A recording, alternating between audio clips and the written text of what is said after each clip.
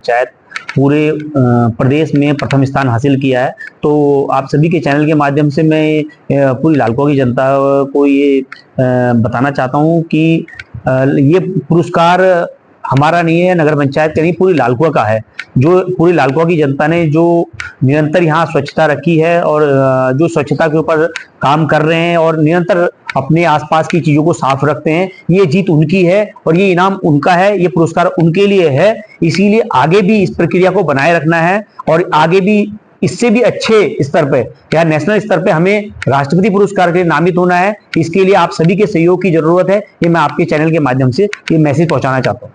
लालकुआ में bus stand हो या फिर विद्यालय हो, उसकी आप सब हालत बदलना चाहते हैं, यानी एक नई धरातल पे लाना चाहते हैं, इस तरीके के प्रयास कर रहे हैं। बिल्कुल, ये बहुत अच्छा सवाल पूछा। बस अड्डे का तो मैं आपको बता दूं कि बस अड्डे की जो प्रक्रिया है वो अभी चल रही है।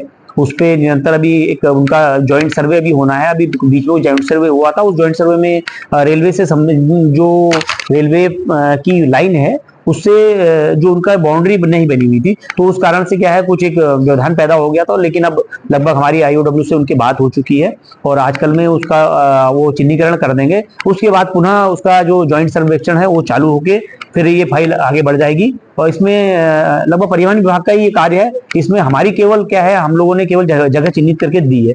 दूसरा, पढ़ाई के विद्यालय के क्षेत्र में आपने बताया, तो मैं बिल्कुल इसमें बताना चाहूंगा कि हमारे क्षेत्र में लगभग इस नगर पंचायत के क्षेत्र में जो आते हैं वो लगभग 3 स्कूल हैं। लगभग एक हमारा कन्या जूनियर स्कूल है, उसमें प्राइमरी पाठशाला 2, उसमें एक ही साथ स्कूल है। दूसरा हमारा जीआईसी और जीजीआईसी और साथ ही रेलवे स्कूल। रेलवे स्कूल के लिए अभी लगभग हमारा 22 लाख रुपए जो खनन न्यास से स्वीकृत हुआ है, उस पे जल्द ही उसका पैसा हमारे पास आ जाएगा और उसका कार्य चालू हो जाएगा। और हम लोगों ने स्कूल के विषय में बहुत चर्चा की है और हम लोगों ने सोचा है कि क्यों ना हम अपने क्षेत्र के स्कूलों की कायाकल्प करें, नए स्कूलों का जीर्णोद्धार करें, नए तरीके से स्कूल बनाए। स्कूलों में ग्राउंड भी हो, खेलने के साथ साथ उसमें बच्चों का क्या है शारीरिक विकास भी हो और मानसिक विकास हो, दोनों के लिए हम लोग प्रयासरत हैं। उसके साथ बताना चाहूंगा कि हमारे यहाँ पर जो कन्या जूनियर और ये प्राइमरी पाठशाला, उसमें लगभग पूरा स्कूल आप अगर जाके कभी अगर उसका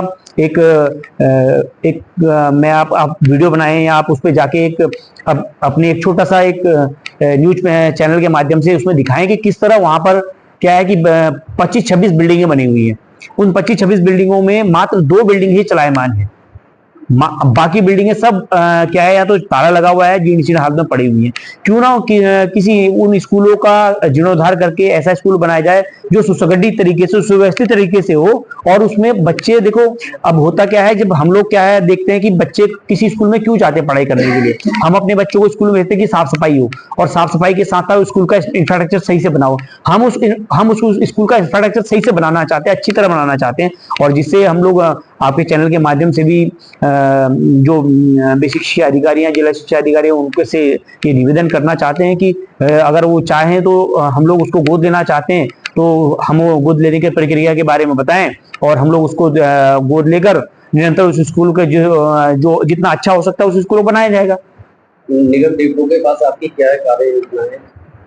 निगम डिपो के पास हमारी काफी लंबे समय से चर्चा थी कि वो उनके जो डिपो नंबर 4 के पास एक जगह भूमि जो रोड क्या कहते हैं नेशनल हाईवे और निगम के दीवार के बीच में लगभग 30 मीटर चौड़ी जो है जगह, वो खाली पड़ी हुई है लंबे समय से।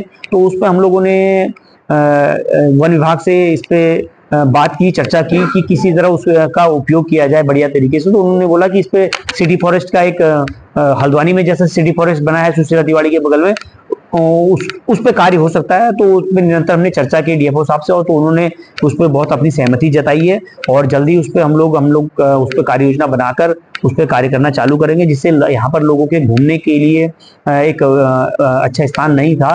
तो